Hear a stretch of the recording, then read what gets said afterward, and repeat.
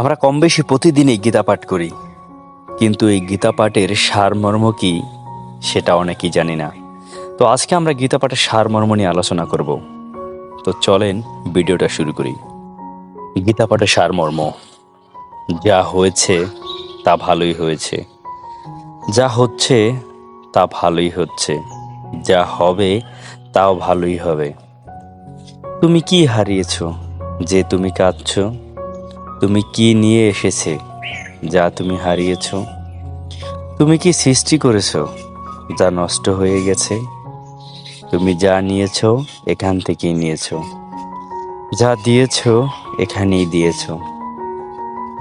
তোমার আজ যা আছে কাল তা অন্য কারো ছিল, পরশু সেটা অন্য কারো হয়ে যাবে।